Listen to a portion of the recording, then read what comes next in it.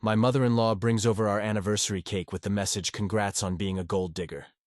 So I told everyone the reason why my father-in-law left her. I will try to keep this as direct as possible from the moment I met my mother-in-law. It was obvious she had a problem with me. It wasn't just a matter of us not getting along or having different personalities. It was like she instantly saw me as a threat for reasons I still can't fully understand. She seemed to see me as some sort of competition when it came to her son, almost like she feared my presence would diminish her role in his life instead of letting things flow. She constantly tried to belittle me in subtle, and sometimes not so subtle ways. It was clear from the beginning she had a problem with me, and it wasn't going to go away now. If you are wondering why I decided to marry my husband, if his mother was a nuisance in my life, well, it's because Kanin has always stood up for me every time his mother has tried to belittle me or insult me. He has stood there firmly by my side, asking her to stop. It is one of the reasons I felt safe to move forward with our relationship. Even with his negativity about us, he has never let him get away with his behavior and teeth, and always makes it clear that we are a team. This makes my mother-in-law resent me even more. The fact that her son won't let her do what she wants seems to fuel the fire even more. To give some context, Khan and I got married last year, and just last week we celebrated our first wedding anniversary. Khan is the type of husband who likes to do everything in a big way. He had special ideas and planned a really grand celebration for our anniversary. It was completely unexpected on my part. I wasn't expecting such a big celebration, but he didn't decide to invite all of our friends and family because that's how they like big and loud parties on the day of the anniversary. Everything seemed to be going perfectly. However, there was a small inconvenience. We were informed that there was a logistical problem with the cake, and that it could not be delivered to the place. Instead, someone had to pick it up in person. The bakery was quite far away, and although he could not have gone to pick it up himself, we did not want him to be absent for so long since he had worked hard to organize the party and wanted to stay to receive the guests. So we decided to send a group text message to our family, asking if someone would be willing to pick up the cake for us. We were even prepared to compensate for the effort since the bakery was quite far from where we were celebrating the party. A relative offered to do it, so we forget about that and focused on the party. We did not imagine what was to come. Finally, the party was in full swing, and the cake arrived in a moment. I saw that the cake was on the table, and I assumed everything would be fine if the person hadn't told me that something had happened. However, this relative hadn't been able to get there on time, so it was my mother-in-law who finally went to pick it up when it was finally time to cut the cake. My mother-in-law seemed unusually eager to participate in the moment. She excitedly told everyone that she had picked up the cake and that she wanted to unveil the cake herself, which struck me strange because up until that moment, I didn't know she had been in charge of it. However, what followed left me speechless. She took the cake out of the box and unveiled it, and written in large mocking letters were the words, "Congratulations on 365 days of being a gold digger." We just stared at the cake, confused and not knowing if we were reading it right. Everyone else was equally confused. Without wasting any time, my mother-in-law pulled out her tea and immediately took a picture of our faces as if she had been waiting for exactly this moment, then burst out laughing, completely indifferent to the tension she had just created. Kanan visibly upset. She asked him what the hell he was doing. I could see the anger in him, especially after seeing that his own mother could find this situation funny. At first, my mother-in-law seemed to downplay the matter, saying she just wanted to see our reaction to reading the cake. But Kanan pressed her, asking if she had had that written on the cake deliberately. And if so, what meaning did that have? Then when she shrugged and said, "Come on, Kane. It's just a cake. You and your wife are too tense. Relax a little. I just wanted to have a little fun." I thought it would be funny to put that message on the cake. At that moment, I felt completely humiliated. I asked her point blank, "Who exactly is this supposed to be funny for?" Because no one here seems to be laughing. My mother-in-law, still trying of playing down the situation, he rolled his eyes and insisted that she was overreacting, making it seem like I was the problem. She said I was making this situation bigger than it was supposed to be since it was a simple joke. According to her, the message on the cake was just a joke, a harmless punch directed at me. But as I stood there with everyone watching, I could see that no one else saw it as a joke. It was a cruel attempt at humiliation disguised as fun. My husband, visibly curious, but trying to stay calm, turned to his mother and asked her why she would do something so hurtful. Without hesitation, my mother-in-law continued saying something that left me completely stunned. She said, "Well, I can be the only one who has thought of her as a gold digger. Right, after all, she comes from a poor family and married into a family with money. I did it as a joke, so don't get too upset about it." For because no one here seems to be laughing, my mother-in-law still trying of playing down the situation.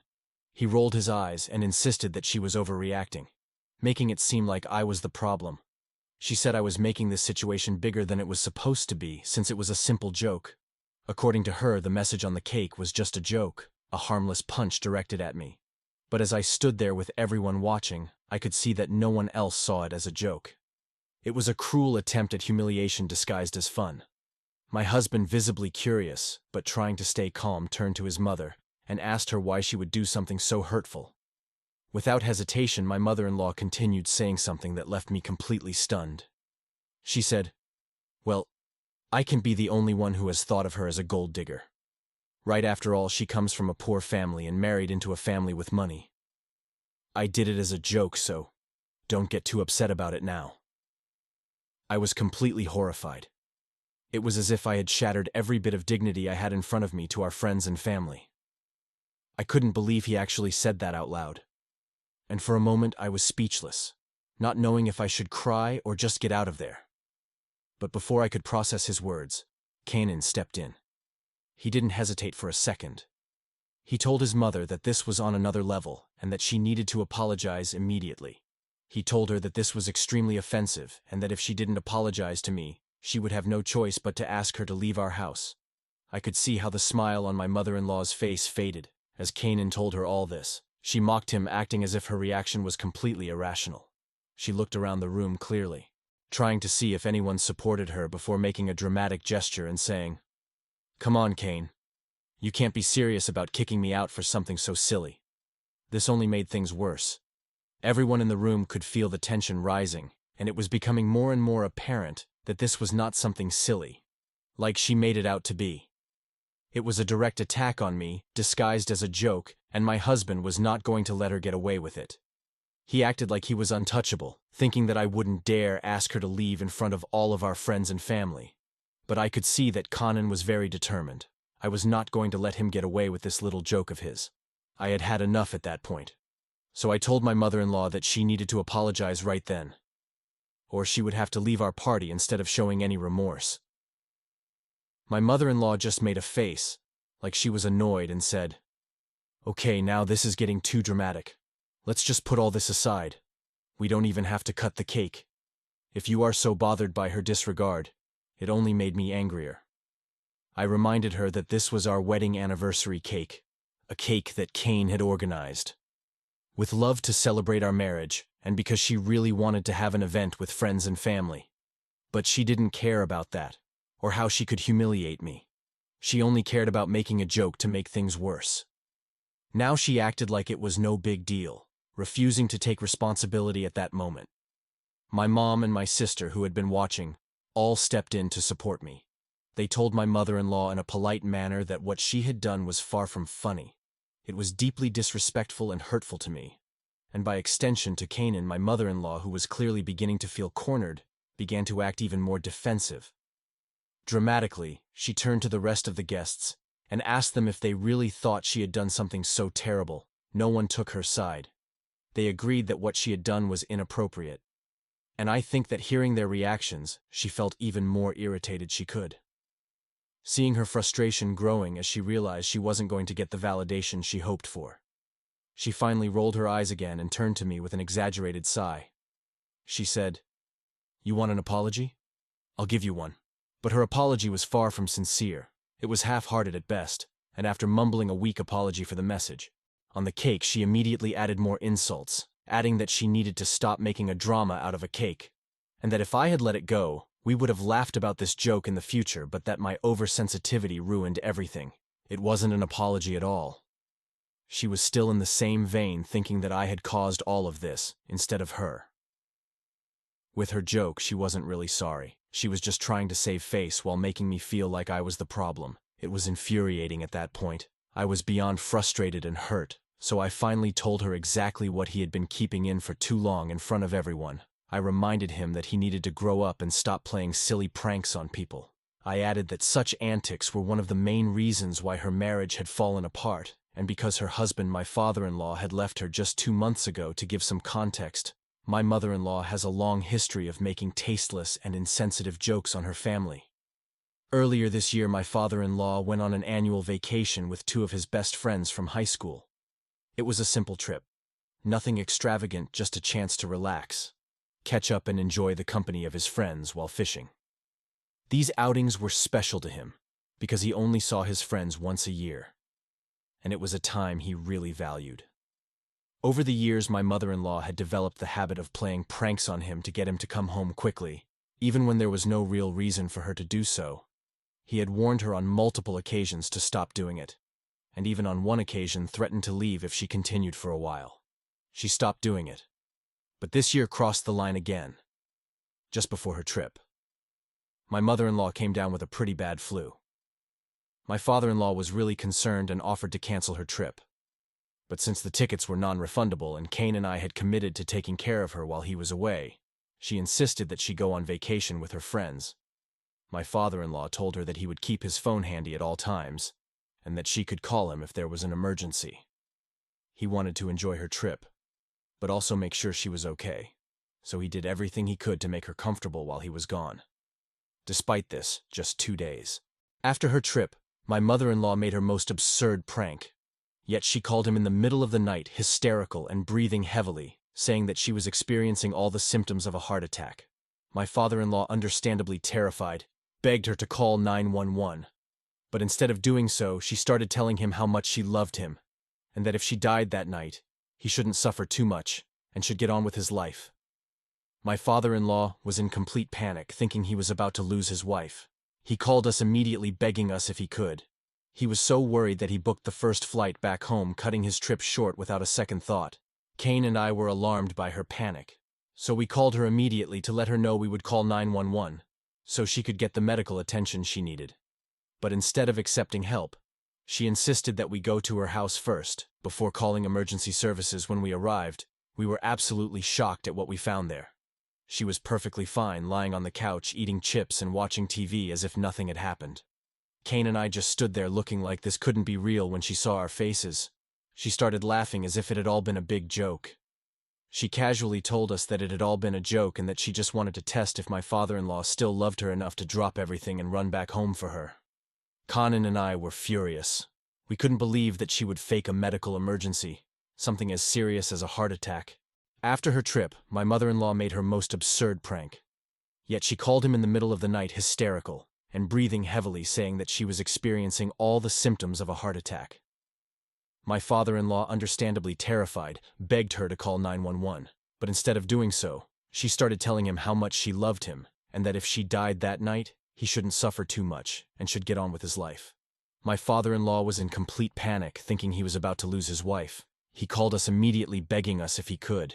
He was so worried that he booked the first flight back home, cutting his trip short without a second thought. Kane and I were alarmed by her panic, so we called her immediately to let her know we would call 911 so she could get the medical attention she needed.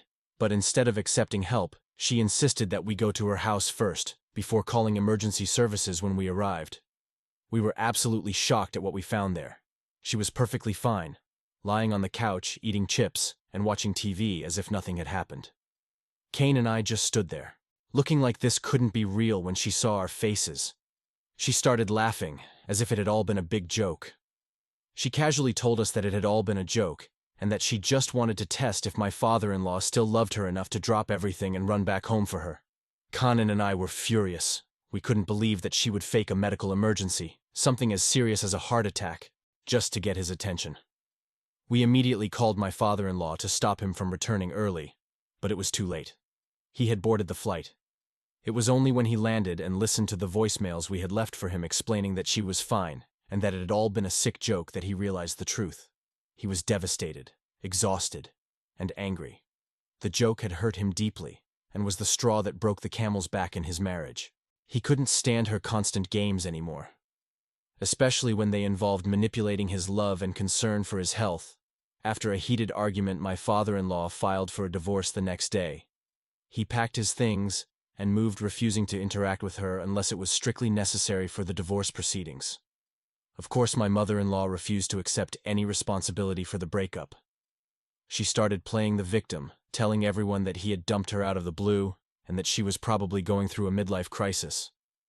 Kane and I knew the truth, but we decided to stay out of her narrative.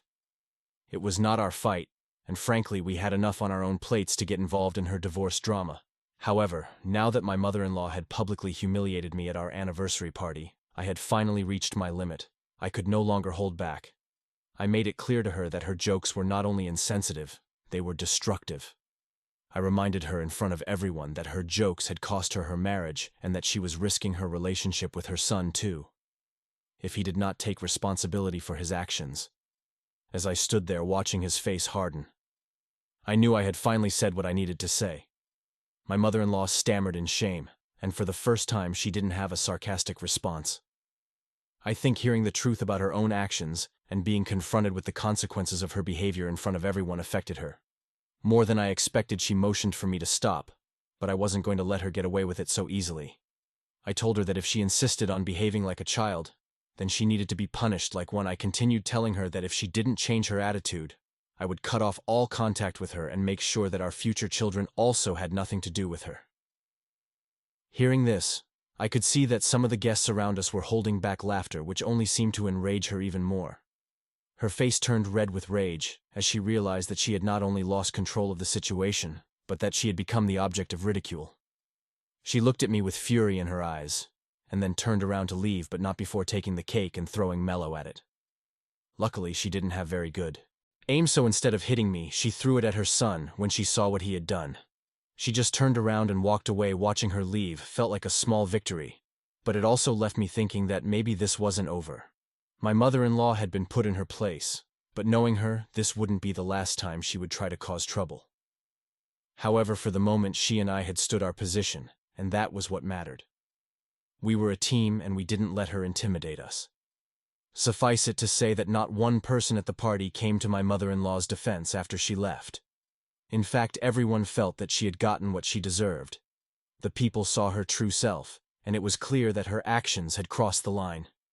Keen cleaned up the cake, changed her clothes, and we continued with our celebration without a second thought for my mother-in-law.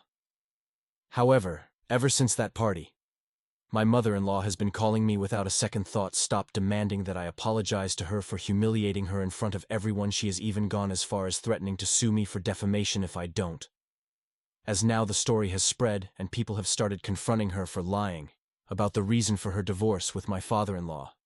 She says she had no right to share such private information about her life, and that she is disgusted with me. Honestly, it's ridiculous. She has no legal basis to stand on, and it's clear this is just another one of her desperate attempts to change the narrative and make her the victim, once again. Ed told the truth, and the truth is not defamation. She humiliated herself by making that cruel joke, and now she is desperate to save her image canon. And I know there is no legal basis for her threat, and frankly, I'm not going to let her scare me into taking it back, but I'm tired of her games. If she wants to make this a legal battle, it will only end up embarrassing me even more, but I doubt it will go that far. This is just another one of their attempts to intimidate and manipulate, and it's not going to work this time. But still, they think I'm the bad one for confronting my mother-in-law after she tried to play a prank on me. Update 1. Answering some of your questions. First of all, yes, my mother-in-law has a history of playing practical pranks on us, even before this latest disaster. An example that really stands out is what she did on our wedding day. While I was getting my hair and makeup done, she actually took my wedding dress and hid it somewhere. At first I didn't notice, but as the clock ticked on and it got closer to the time of the ceremony, I hadn't put the dress on. I started to panic. I was in crisis mode, frantically looking for it. It wasn't until I had a mini breakdown that she finally gave me my dress back, laughing at me like I was the funniest joke in the world at the time. I remember thinking it was incredibly weird and cruel, especially on such an important day to play such a prank on me, but then I attributed it to my mother-in-law being just that weird. After all, we weren't particularly close, so I thought that was just how she operated. Although looking back, I can't believe I let it go. I really thought she might change after my father-in-law left her. I assumed going through such a painful experience would make her reflect on her behavior and maybe mature a little. But clearly I was wrong, despite everything she's been through. My mother-in-law is still the same. She hasn't learned anything from the consequences of her failed marriage and still treats serious situations as opportunities for her twisted fun's second best. If my mother-in-law had put something else on the cake, maybe I would have let it go as a bad joke. But the fact that she chose writing gold digger was completely inappropriate. It touched a nerve. Because it is not only an insult, it is an attack on my character and my relationship with Kanan. Yes, Kanan is more Rico than I. But that doesn't mean I have trapped him into marrying me just because he has more money than me. We dated for a long time before making the decision to get married, and our relationship is based on love and mutual respect. Not an any-end benefit. I love Kin for who he is as a person. Not for what he can provide me. For my mother-in-law to imply otherwise was not only disrespectful, but also deeply hurtful. It shows how out of touch with reality she is, and how sick her sense of humor has become. She is clearly so caught up in her own insecurities and her twisted worldview that she thinks it is acceptable to make such a hurtful joke at my expense, especially on a day meant to celebrate our love after this latest incident. I truly think something is not right with him. His inability to recognize the gravity of his actions and the impact they have on others is alarming. I think he really needs to get himself checked, so much for his own good as well as the good of the people close to her. If she continues like this, she will end up pushing everyone away if she hasn't already. And for who asked about my father-in-law and whether or not he was at the party? No, he was on a trip with his friends this time, without the jokes from his ex-wife. He already knows what has happened, and he is clearly on our side. Update to Kanan. He had a serious conversation with his mother after she threatened to sue me. He made it clear to him that there was no chance that I would apologize to him for what happened, that in that case the apologies should come from her, and sincerely when he told her she made a real fuss, it was almost as if she thought he would take back or somehow come to her defense. But Kanan stood his ground. He told her that she could be as angry as she wanted with him, but that she could never direct that anger towards me again. That was when he tried to play the victim, claiming that we had hurt his feelings and that as his son, he should support her. But Kanan did not waver. He reminded her that he was my husband and that I was his priority no matter what. I was not going to allow him to manipulate the situation or distort the narrative to paint himself as the victim. Clearly furious, my mother-in-law hung up the call without another word. Shortly afterward, she sent him a long, dramatic text message in which she lamented how she had given him life and had sacrificed so much to bring him into the world. She claimed that despite everything she had done for him, he continued to disrespect her. After I did not respond to his message, he left me several voice messages claiming that I was pushing his son away. He insisted that all I had to do was keep quiet about the joke I had made. He once again accused me of being a gold digger, suggesting that that had been my plan from the beginning, to separate Kanan from his family, to have him all to myself. She even threatened to eventually expa me for who I really am. Honestly, at this point, it seems like she is unhinged. I will just say I am so relieved that my husband is committed to setting boundaries, and I could not be more grateful for his support. Update 3.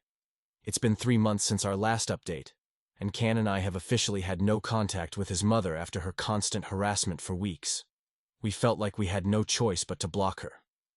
It's unfortunate that we got to this point, but clearly she is not able to understand the damage she has caused.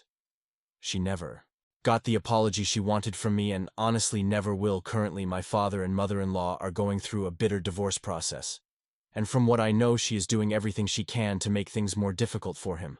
I really hope that my father-in-law finds peace soon from her, because it is like divorcing a demonic creature for the things she counts. She has been through a lot, and no one should have to endure the kind of emotional games she plays. Update 4 with my father-in-law divorce finally concluded, and my mother-in-law's lawsuit filed without going anywhere. I thought this was a good time to give an update on how things have developed, now that my father-in-law has regained his peace, and my husband and I have had some peace of mind. I can share some of my mother-in-law's desperate attempts to get her marriage back first. There is the poker night incident, which was one of the most absurd events. My father-in-law has a weekly poker night with his friends, and every week they rotate who will be the host. It turns out that during one of those nights when it was her turn to host her friends in her new home, my mother-in-law decided to do an apparition. Everything indicates that he knew it was poker night, and he was looking to humiliate him in front of his friends. He must have even visited my father-in-law several times. The only difference is that the previous times he was not there. And he did not find anyone he thought that, and it was the pizza delivery man as they were waiting for his order. But instead, he found himself face to face with her at the door, looking as he described like a demon ready for battle without an invitation. Someone burst into the house and began to tell him that they should stop fooling around and forget about the divorce. According to her, it had all been for a simple joke, and it was not worth destroying their marriage for something so insignificant. My father-in-law, trying to stay calm, he asked her kindly to leave, reminding her that it was his night and that his friends were there to enjoy the game, not to witness one of his shows. That answer was enough for her to lose control and suddenly began to scream, but not words and prayers, but literally emitting a scream as if she were possessed, according to my father-in-law. The scream was so deafening and out of place that it seemed like some kind of bizarre joke. My father-in-law, clearly uncomfortable and wanting to avoid a scene worst, he grabbed her by the arm and pulled her outside. She continued screaming in the street for several minutes, so much that she even choked and started coughing. One of my father-in-law's friends made a joke saying that he had married a fire truck because of the noise she made, which ironically ended up relaxing the atmosphere a little. My mother-in-law finally left, but the scene remained engraved as one of the most surreal moments in the memory of her friends. Another memorable incident occurred during a divorce hearing, apparently in a desperate attempt to stop the process.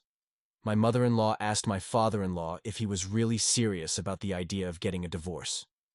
It was then that he, in a serious tone, told her that he had his doubts, and that maybe they could try again because he missed her. As far as I know, his face lit up with happiness. Upon hearing this, however, my father-in-law then told her that he was joking and asked her if she found it funny now that she was the butt of the joke. As you can imagine, she didn't take it well at all. Finally, there is the matter of the lawsuit, which she finally filed, as I had mentioned before. And as many users on Reddit who claimed to be lawyers predicted, the lawsuit had no legal basis. My mother-in-law filed a formal lawsuit accusing me of defamation and claiming that my comments during the anniversary had caused irreparable damage according to her lawsuit. To her reputation, the case was dismissed almost immediately because, as we said from the beginning, telling the truth about someone and confronting them about their actions does not constitute defamation. So that is all I can tell you. I have tried to summarize as much as I could to avoid this becoming as long as other posts. I had to leave out some stories of my mother-in-law that were interesting, but I think the two I chose are the best examples.